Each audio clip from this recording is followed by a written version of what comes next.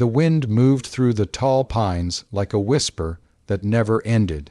It rolled down the slopes of the mountains and slipped through the narrow valley where the trail cut its lonely path between rocks and frost, hardened earth.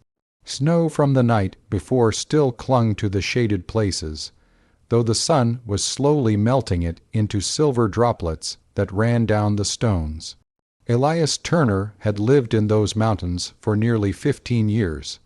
People in the nearest settlement called him the Mountain Man, though most of them had only seen him once or twice.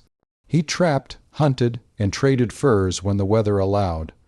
Most of the time he preferred the quiet of the high country, where the only voices were the wind, the ravens, and the creaking trees. That morning he was following a set of elk tracks along a ridge when he heard something strange. At first he thought it was a wounded animal. A faint sound drifted through the trees, broken and uneven, but as he paused and listened again, the sound came clearer. It was a voice, a woman's voice. Elias frowned and turned his head slowly, letting the mountains carry the sound to him. Few travelers came this high in early winter. The nearest road lay miles away, and the storms made the trails dangerous. The voice came again, thin and strained. "Help, please, I can't." Elias moved quickly now, stepping down the slope through the snow-dusted brush. Branches snapped under his boots as he pushed toward the sound. After several minutes, he saw movement below the ridge.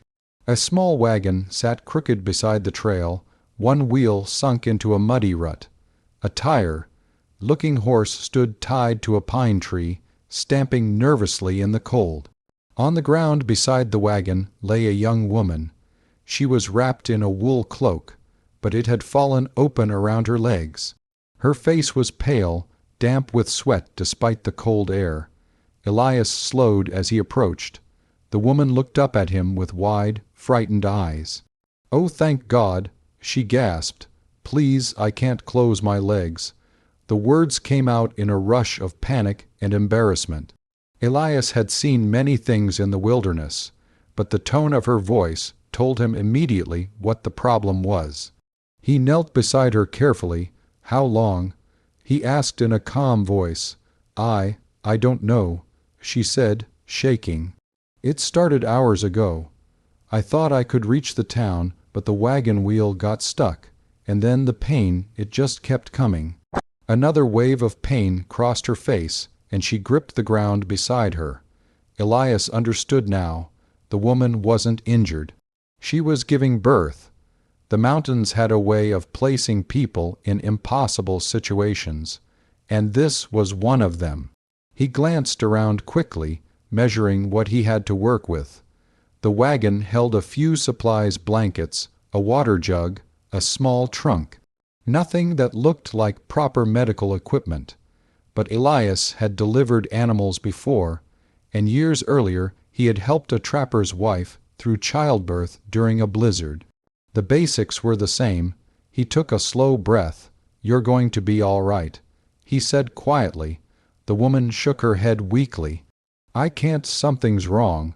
I tried to stand, but I couldn't close my legs. It feels like something is stuck."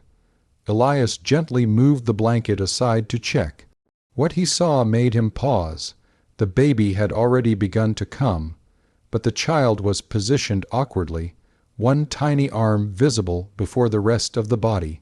If nothing was done, both mother and child could be in serious danger.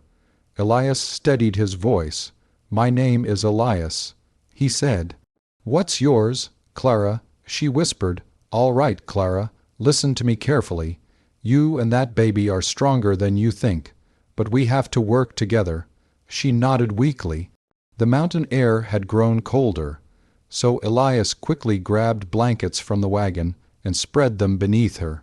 He helped her lean back against a rolled pack for support. Another contraction came, stronger this time. Clara cried out and gripped his sleeve. "I'm scared," she said. "I know." Elias replied gently, "But you're not alone." He worked carefully, guiding the baby's arm back just enough to allow the body to turn. It required patience and steady hands. Minutes passed like hours. The wind rustled the pine branches above them.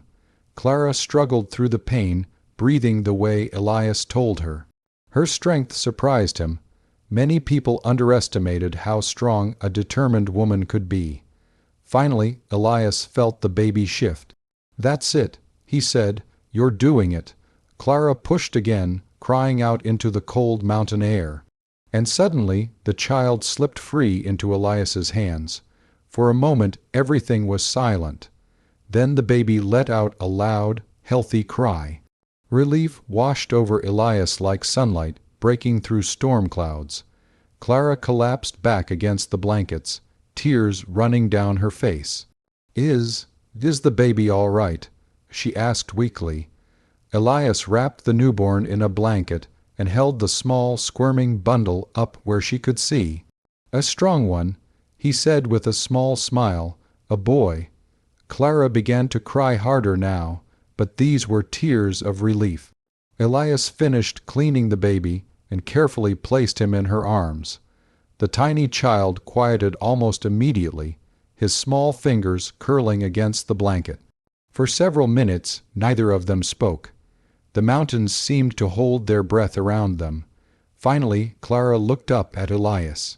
"I thought we were both going to die out here," she said softly. "You didn't," Elias replied. She glanced around at the silent forest. "If you hadn't come along," Elias shrugged slightly. "The mountains send people where they're needed sometimes." Clara laughed weakly.